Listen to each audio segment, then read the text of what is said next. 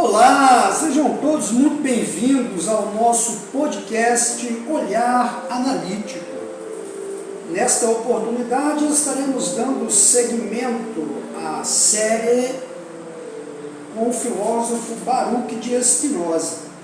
Mais precisamente estaremos lendo o texto Os Eleitos e as Leis, na visão de Spinoza. Sem mais delongas, vamos ao texto. No Tratado Teológico Político, Spinoza realiza uma arte interpretativa, sem precedentes. Praticamente ninguém antes dele ousou ler os escritos sagrados de maneira crítica. Por muito tempo, o texto mais poderoso da história da humanidade permaneceu inquestionado. Muitos questionaram a religião, mas poucos realizaram uma crítica a partir dos textos, desfazendo os mal-entendidos desde a raiz. Vimos como as profecias não se justificam por expressar algum conhecimento de Deus. Ao contrário, elas se apoiam na força que possuem como imagens que inspiram a crença. A história do povo hebreu mostra como os profetas dirigiram o povo por sobre as adversidades, usando a força persuasiva de sua viva imaginação. Os profetas e suas profecias relacionam-se não ao conhecimento racional e sabedoria, mas à imaginação e fé.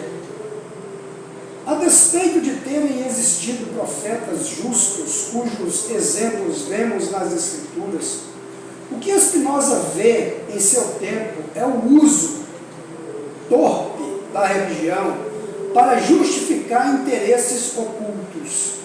A capacidade de persuasão profética pode ter sido usada com justiça para guiar um povo de ex-escravos pelo deserto. Mas com o passar do tempo, tornou-se um instrumento de dominação, utilizado para conservar o poder, ampliar a dominação e incitar a obediência cega. Uma das expressões desse uso deturpado é unção dos monarcas, o rei escolhido por Deus, o tirano abençoado pelo sacerdote. Teologia e política, uma classe apoiando a outra, com o intuito de permanecerem ambas no poder. Teopolítica é a dupla captura de um campo pelo outro, como uma simbiose trágica entre formas de pensar a vida em sociedade. A questão é que, para justificar a si mesmos como imperadores do povo, eles se apoiam em uma imagem de Deus como majestade da natureza. Mas será que essa ideia de Deus é apropriada? Será que Deus é a suma majestade, o monarca do universo, a autoridade maior de tudo o que existe? Deus ou a natureza? Para entender a ilogicidade desta prática de submissão, é preciso averiguar primeiro se Deus realmente é uma autoridade que comanda a natureza. Como sabemos, todo o esforço inicial da filosofia spinozana é para mostrar que Deus não comanda a natureza, porque não está fora dela. Deus é a natureza. É a causa imanente de tudo o que existe. Na primeira parte da Ética, o Dedel, o filósofo, apresenta o seu Deus, a única substância cuja existência deriva de si mesma, causa sui. Em uma frase, Deus é aquilo que existe e que faz existir. A célebre fórmula Deus ou a natureza, Deus sive natura, estabelece uma ontologia da necessidade que nos permite identificar aquilo que existe com aquilo que é. Pensando Deus dessa maneira, não sobra muito espaço para o poder. Deus pode ser, Ele é em ato. Está tudo aí, em processo de contínua produção.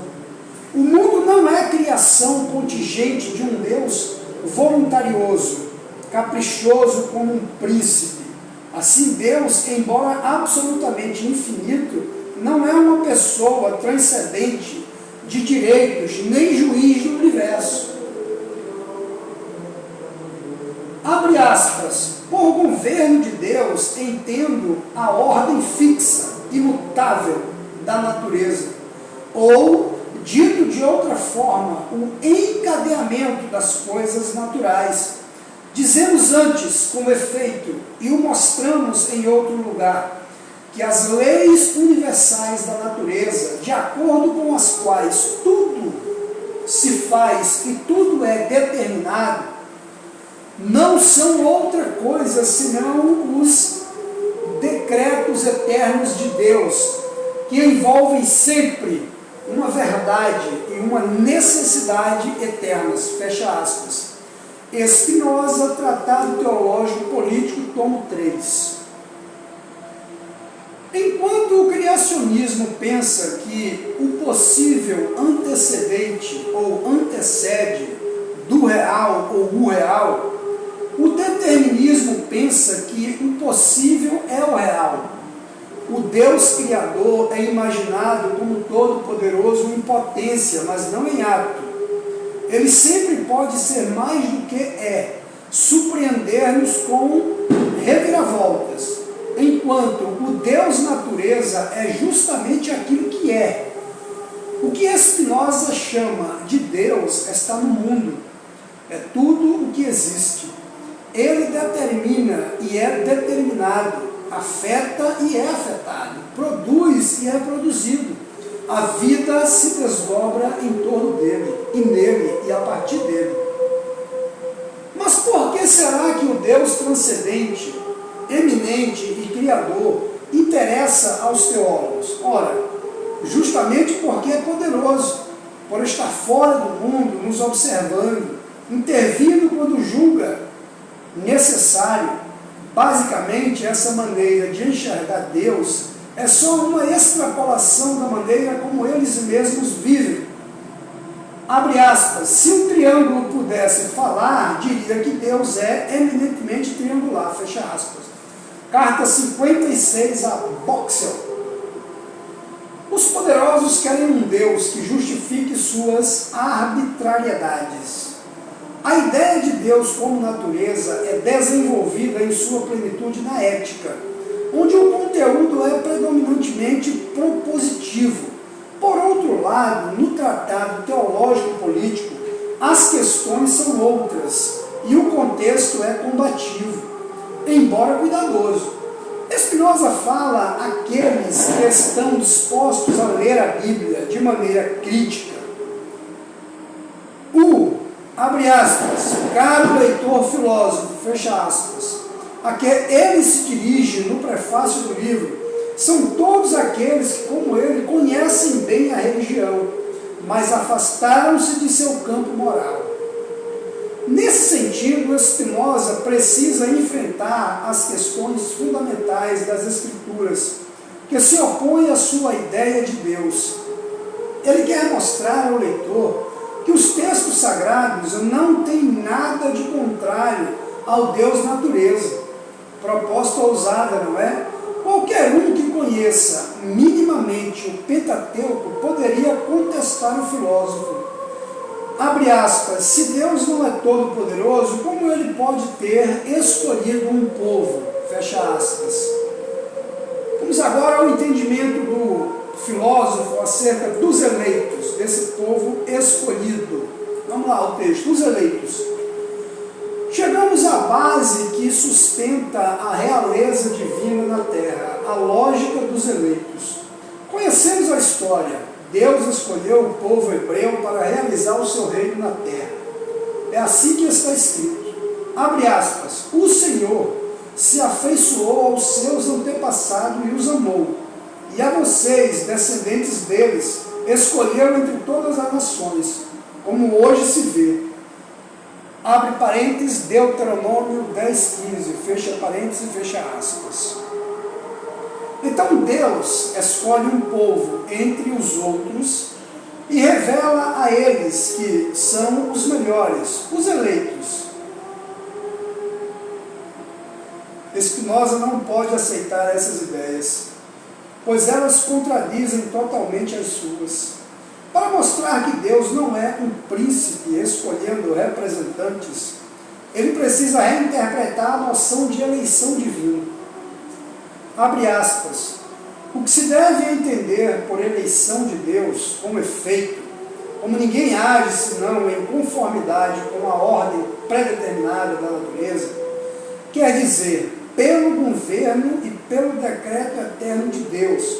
Segue-se daí que ninguém escolhe a sua maneira de viver e nada faz a não ser por uma vocação singular de Deus, que elegeu tal indivíduo de preferência a outros para tal obra ou tal maneira de viver. Fecha aspas. Spinoza, Tratado Teológico Político, tomo 3. Spinoza procede substituindo vagarosamente a ideia de eleição pela de vocação, como que substituindo uma pecinha com defeito dentro da máquina. Se tudo está em Deus, se tudo é expressão da potência divina, então aquilo que se diferencia não se diferencia porque Deus o elegeu à parte do resto. A diferença se expressa por vocação, pela capacidade de fazer algo novo a partir da singularidade. Nesses termos, a eleição é simplesmente uma disposição própria e positiva para algo, uma espécie de desenvolvimento.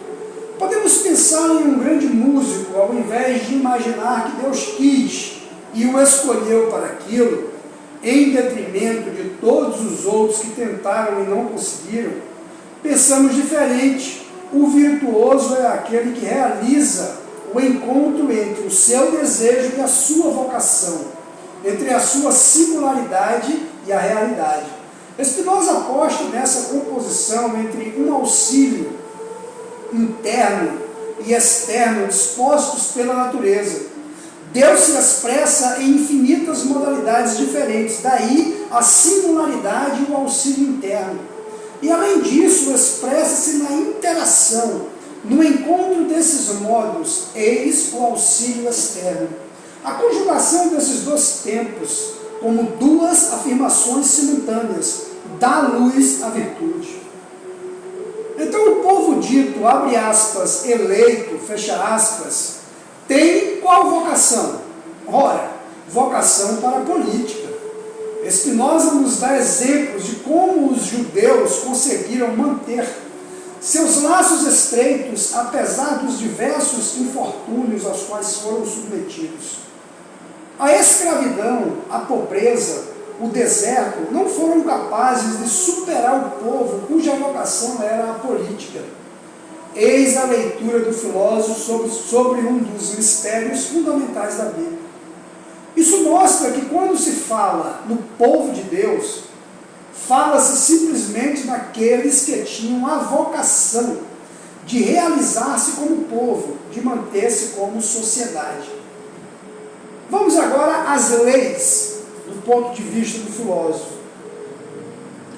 Spinoza subverte e supera uma primeira leva de contestações. Deus não elege, a não ser que entendamos eleição como disposição para a grandeza.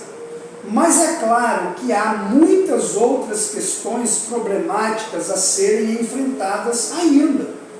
O teólogo poderia dizer, por exemplo, o que dizer da lei de Deus, dos mandamentos, e sustentaria assim a sua opinião de que Deus é majestade de tudo, legislador de nossas vidas, ao qual o filósofo responderia, abre aspas, a palavra lei, entendida absolutamente, aplica-se todas as vezes que os indivíduos, tomados um a um, na totalidade dos seres, ou como alguns da mesma espécie, se conformam a uma só e mesma regra de ação bem determinada.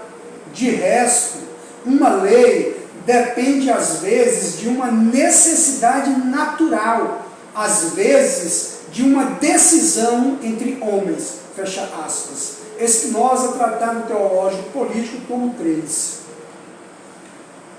Nós usamos a palavra lei em dois sentidos possíveis, como uma regra da natureza, como a chuva ou a gravidade, por exemplo, e como regra humana, acordo entre homens vivendo em sociedade. De um lado, leis naturais necessárias, de outro, acordos provisórios inventados pelos homens. Percebam que Spinoza sutilmente exclui a ideia de lei divina. Por quê? É bem simples. Deus é a natureza, a lei natural é a lei divina. Vejam o que Spinoza está dizendo nas entrelinhas. Nós não podemos desobedecer às leis naturais, porque elas são necessárias. Logo, não podemos desobedecer a Deus, pois Deus é a natureza. Imaginemos o filósofo dizendo isso aos teólogos em 1670. Toda a comunidade moral depende da obediência a Deus. Afirmar que é impossível ir contra Deus é potencialmente legitimar toda a ação como válida. Os moralistas vão à loucura. O que interessa a Spinoza é criar um conceito de lei que seja interessante. Aos poucos, ele acaba deixando a lei natural de lado, dizendo que é pura necessidade e que por isso mesmo deve ser entendida de outra maneira. Por exemplo, podemos entender e aprender a nos relacionar com a natureza, mas nunca desobedecê-la. Podemos voar aprendendo como a gravidade funciona, mas nunca poderemos contrariá-la. Podemos fazer uma dieta alimentar, mas nunca parar de comer. A ideia de que Deus coloca leis é muito rasa. A palavra lei serve melhor para pensar as regras de ação postas pelos homens. Spinoza reservará a palavra lei para aquilo que pode ser desobedecido. Vejam a grandeza subversiva do filósofo. Ao restringir o conceito de legislação para os homens, ele contesta de uma vez por todas a imagem de Deus como juiz.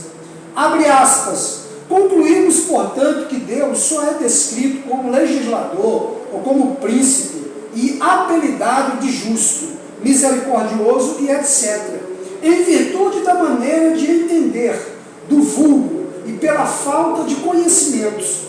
Na realidade, Deus age e dirige todas as coisas unicamente pela necessidade de sua natureza e perfeição.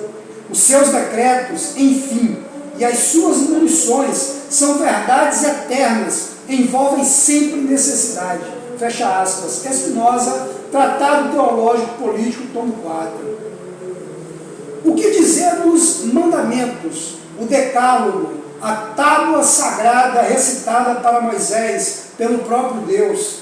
Segundo os escritos, apenas leis humanas de forte inspiração divina, dirá Spinoza. Não matarás parece uma boa lei para um povo já oprimido pela morte, pela fome, pela pobreza? O mesmo para todos os outros mandamentos, regras úteis postas por homens inspirados, cuja vocação era dirigir o povo. Os profetas bíblicos são, na opinião do filósofo, homens de viva imaginação, dedicados à realização política de uma sociedade justa. A fórmula final é a seguinte: a lei divina só será divina se não for lei, e a lei só será lei se não for divina. Lei divina é, portanto, um axioma ou um oxímoro, operado como simples instrumento político.